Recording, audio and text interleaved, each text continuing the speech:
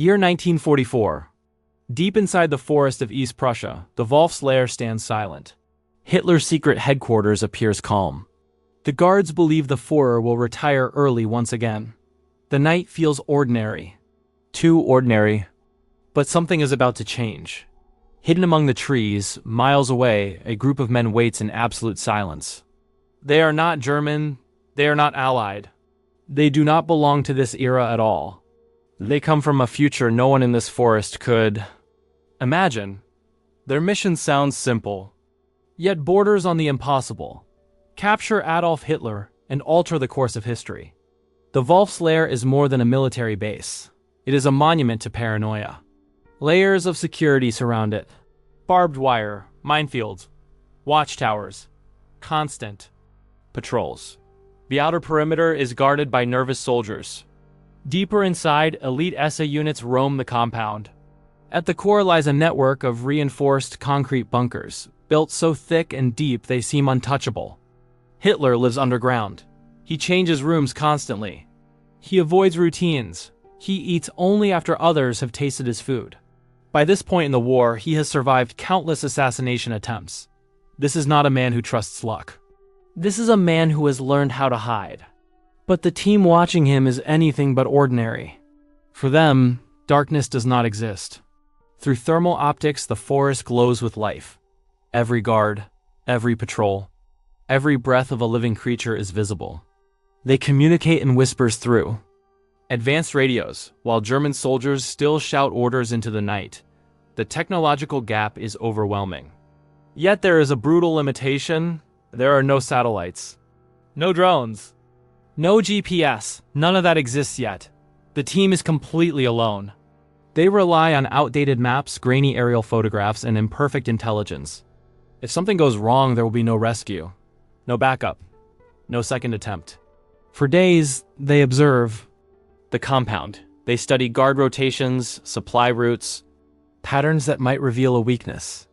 And eventually, a hard truth becomes clear. A direct assault is suicide.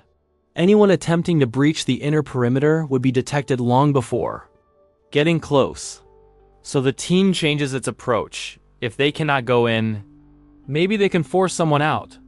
A small explosive is placed along a supply route, far from the main complex. When a truck approaches a checkpoint, the charge is triggered. The explosion tears through the silence, smoke rises into the night. Alarms echo through the forest, soldiers rush out.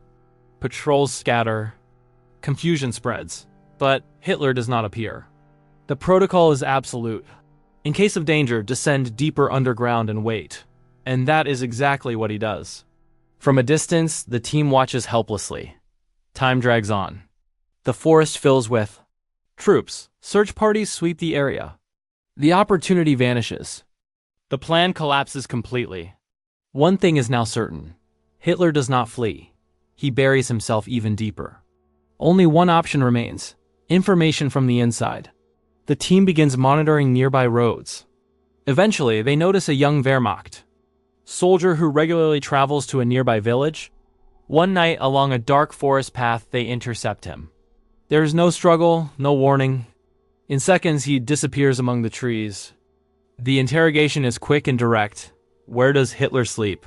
Which bunker is he in? When does he move? The answers are devastating. The soldier knows nothing. He has never seen Hitler. He has never entered the inner compound.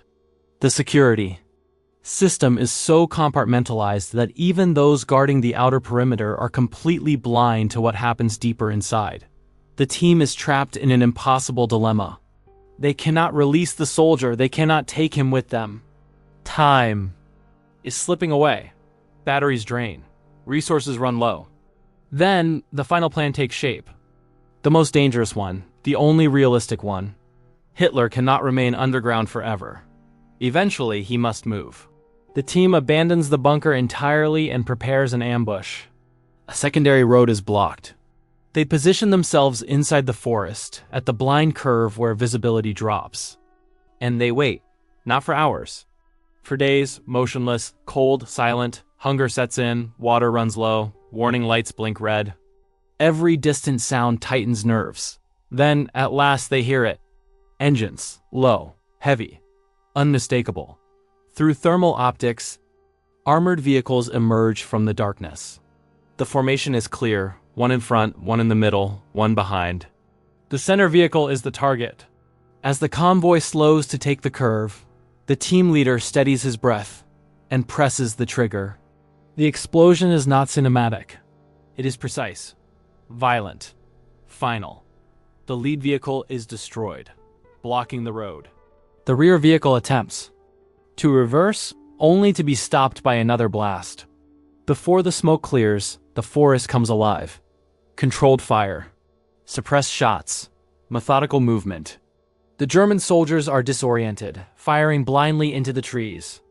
They never see their attackers. Within moments, everything goes silent. The team moves in. The middle vehicle lies on its side. The door is forced open, and there he is, Adolf Hitler, dazed, shaken, covered in soot.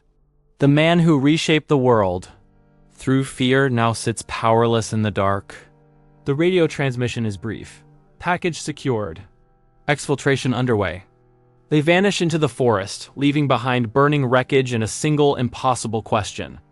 Of course, this is not real history. This is a hypothetical scenario.